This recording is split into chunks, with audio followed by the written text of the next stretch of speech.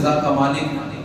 یعنی روزے جزا کا وہ مالک ہے۔ تو یہ آیت مبارکہ ہمیں جھنجھوڑتی ہے کہ ہمیں قدم پھونک پھونک کر چلنا ہے، اپنا اٹھانا ہے کہ وہ روزے جزا کا مالک ہے، وہ اس دن پوچھے گا، اسے جواب دینا ہوگا کہ زندگی کیسے گزاری، مال کہاں سے کمایا، اپنی جوانی کو کیسے گزارا، اور یہ سب کچھ بتانا ہوگا۔ کیونکہ سورہ فاتحہ کی یہ آیت مبارکہ ہمیں روزانہ جھنجھوڑتی ہے۔ مالک یوم الدین، وہ روزے جزا کا مالک ہے۔ پھر آگے سورہ بقرہ شروع ہوتی ہے، اور سورہ بقرہ میں ابتدا میں ہی رب ذوالجلال فرماتا ہے ذالک الکتاب لا ریب فیہ، وہ کتاب ہے جس میں کوئی شک نہیں۔ دنیا کی آپ کوئی کتاب اٹھا لیں، اس میں یہ بات نہیں لکھی ہوتی، بلکہ اس میں لکھی ہوئی ہوتی ہے یہ بات کہ اس کتاب میں اگر کوئی غلطی آپ لوگ پائیں تو ہمیں بتائیں، ہمارا ای میل ایڈریس یہ ہے، ہمارا فون نمبر یہ ہے۔ لیکن یہ دنیا کی واحد کتاب ہے جس میں پہلے ہی صفحے پر چیلنج کیا جاتا ہے کہ اس میں کوئی شک نہیں ہے، اور اگر کسی کو شک ہے کہ یہ اللہ کی کتاب نہیں ہے تو اس جیسی کوئی ایک سورت لا کر بتا دے، اس جیسی کوئی 10 آیت لا کر بتا دے، اس جیسی جو ہے کوئی ایک آیت ہی لا کر بتا دے۔ اہل عرب نے اپنی ایڑی چوٹی کا زور لگا دیا، لیکن وہ اس جیسی ایک آیت نہیں لا سکے۔ تو قرآن مجید میں یقیناً کسی کو شک نہیں ہو سکتا، اور قرآن اللہ رب العزت کا کلام ہے جس نے اہل عرب کو عاجز کر کر رکھ دیا۔ پھر آگے جو ہے اللہ رب العزت نے ابلیس کا ذکر فرمایا کہ اللہ رب العزت نے حضرت آدم علیہ السلام کو سجدہ کرنے کا تمام فرشتوں کو حکم دیا، لیکن یہ ابلیس شیطان ہے جس نے اللہ رب العزت کے حکم کا انکار کیا اور حکم کو نہیں مانا، اور اس نے تکبر کیا۔ رب ذوالجلال نے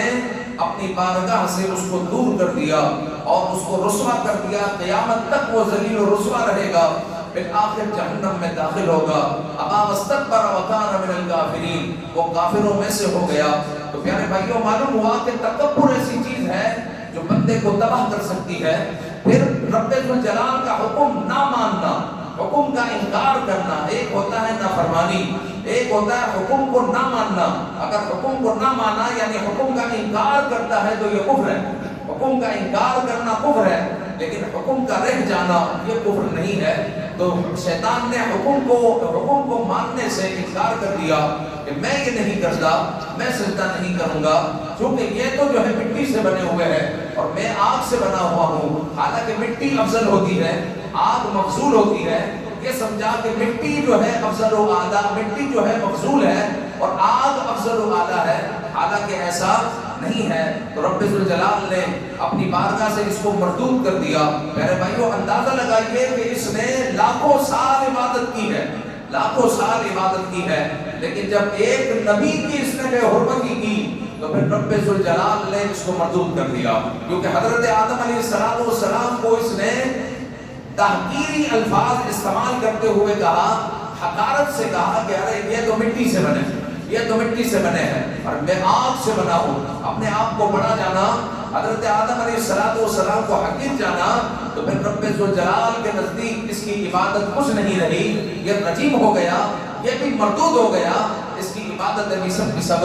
مردود ہو گئی۔ پھر حضرت موسیٰ علیہ السلام کی قوم کا قصہ ہے، انتہائی نافرمان اور انتہائی ناشکری قوم یہودی قوم ہے کہ اللہ تعالیٰ نے اس قوم پر مننا اور سلوہ اتارا، ان کو پکا پکایا کھانا ان پر اتارا گیا، لیکن یہ ناشکرے ہو گئے اور کہنے لگے کہ ہمارے پاس اور خوراک بھی آنی چاہیے۔ پھر یہ خوراکوں کو بچانے لگے، حالانکہ ان کو حکم تھا کہ تم اس کو بچاؤ گے نہیں، رکھو گے نہیں، اس کو جو ہے سیو نہیں کرو گے، لیکن یہ بچانے لگے تو کھانا سڑنے لگ گیا،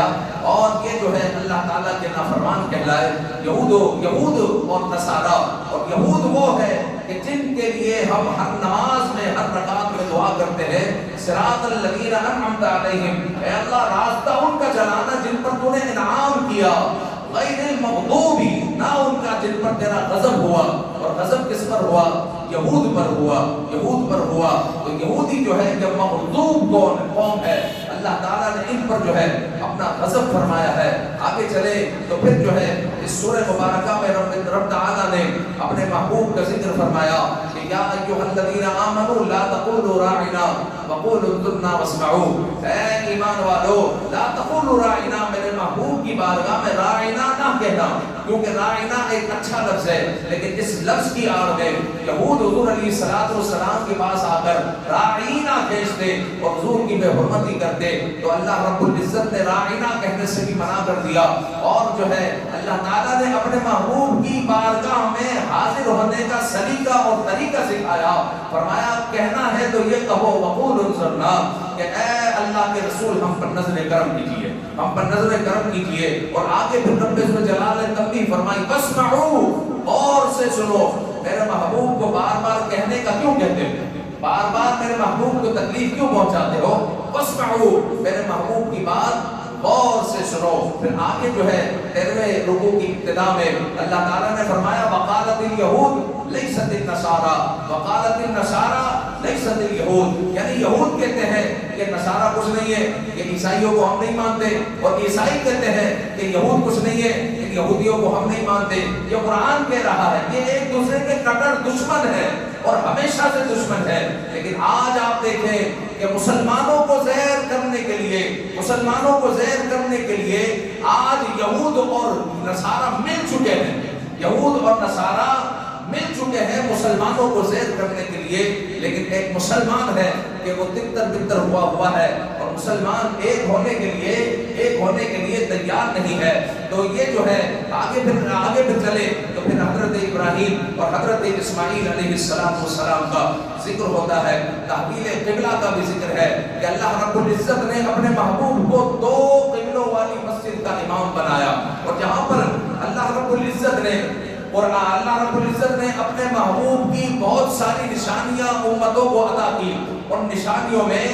ایک نشانی یہ بھی ہے کہ یہ جو آنے والے آخری نبی ہے وہ ذوالقبلتین ہوں گے، یعنی 2 قبلوں والے ہوں گے، اور حضور علیہ السلام پر یہ نشانی ثابت ہوئی کہ حضور علیہ السلام نماز پڑھا رہے تھے، اور آقا کریم صلی اللہ علیہ وآلہ وسلم کا رخ بیت المقدس کی طرف تھا، یہ ہمارا قبلہ اول ہے، لیکن آج مسلمان جو ہے اس کے لیے نہیں اڑ رہا، اس کے لیے کوشش نہیں کر رہا، کہیں سے گرما گرمی نظر نہیں آ رہی، کہیں سے اعلان جہاد نظر نہیں آ رہا۔ وجہ یہ ہے کہ دنیاوی اعتبار سے، دنیاوی لیول پر ہمارے پاس کوئی قائد نہیں، کوئی لیڈر نہیں کہ کوئی عدم جہاد بلند کرے، مگر جو ہے کہ بیت المقدس ہمارے لیے معظم ہے، جو یہاں پر ایک نماز پڑھتا ہے 25,000، جو مسجد نبوی میں ایک نماز پڑھتا ہے 50,000، جو کعبۃ اللہ میں ایک نماز پڑھتا ہے تو 1,00,000 اس کو جو ہے نماز پڑھنے کا ثواب ملتا ہے۔ تو بیت المقدس ہمارے لیے افضل و اعلیٰ ہے۔ تو حضور علیہ السلام بیت المقدس کی طرف رخ کر نماز پڑھ رہے تھے،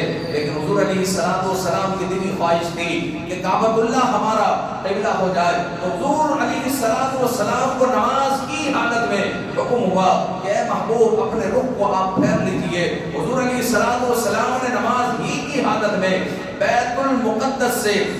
مسجد حرام کی طرف اپنے رخ کو پھیر لیا، اور یہ مسجد قبلتین جو کعبۃ اللہ کی زیارت کرنے جاتے ہیں، مدینہ شریف جاتے ہیں، وہاں پر جو ہے مسجد قبلتین کی بھی انہوں نے زیارت کی ہوگی۔ آگے پھر رب ذوالجلال نے فرمایا اے ایمان والو یا ایھا الذین آمنوا استعینوا بالصبر والصلاۃ، اے ایمان والو صبر کے ساتھ اور جو ہے نماز کے ساتھ مدد طلب کرو۔ تو پیارے بھائیو یہ آیت مبارکہ ہمیں سکھا رہی ہے کہ ہر آدمی پر مصیبت آتی ہے تو سب سے پہلے صبر کرنا ہے، مصیبت کا سب سے پہلا قدم ہے کہ صبر کرے اس مصیبت پر، اور فوراً رب تعالیٰ سے رجوع کرے، نماز پڑھے، اور نماز پڑھ کر رب تعالیٰ کو بتائے یا اللہ یہ مسئلہ ہو۔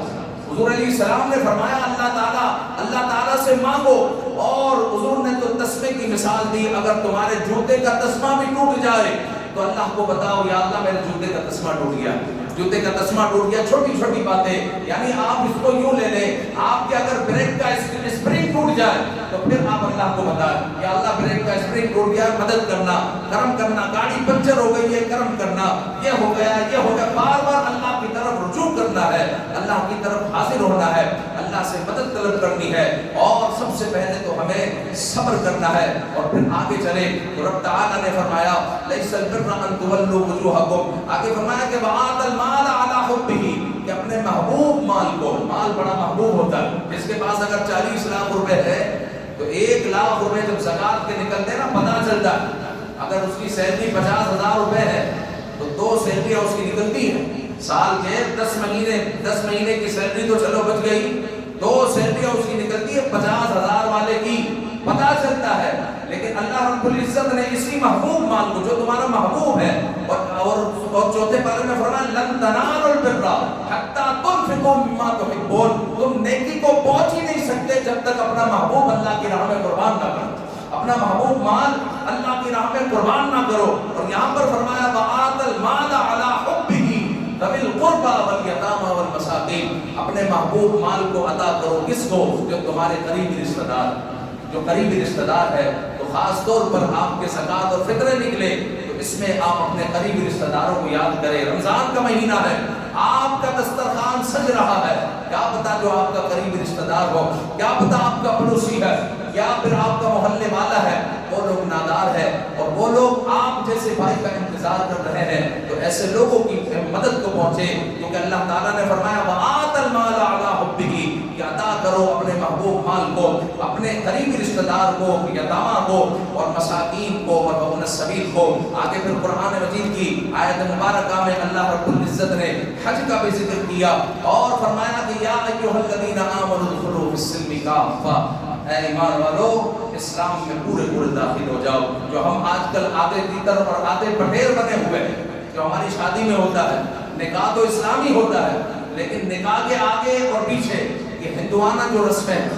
انگلی پکڑائی کی رسم, دودھ پلائی کی رسم, جوتا چھپائی کی رسم وغیرہ وغیرہ, جو مخلوط ماحول پیدا ہو رہا ہے, جو ہندوانہ رسومات ہمارے درمیان آ رہی ہے, تو اللہ رب العزت ہمیں جو ہے یہ سبق دے رہا ہے. اللہ رب العزت کا یہ کلام ہمیں بتا رہا ہے کہ اے ایمان والو اسلام میں پورے داخل ہو جاؤ, پورے داخل ہو جاؤ. ہمارا اسلام ہمیں سب کچھ سکھاتا ہے. ایسا نہیں ہے کہ ہمارے اسلام نے ہمیں خالی رکھا ہوا. ہمارا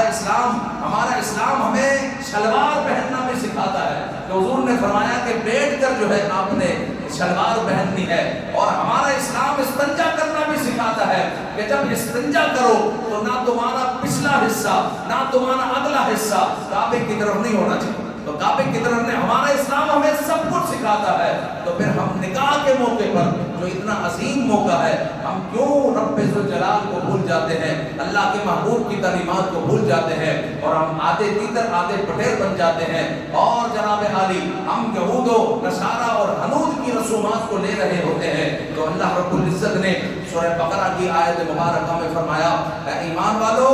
پورے اسلام میں داخل ہو جاؤ. رب تعالی ہمیں عمل کی توفیق عطا فرمائے. آمین بجاہ النبی الامین صلی اللہ تعالی علیہ وآلہ وسلم. الصلاۃ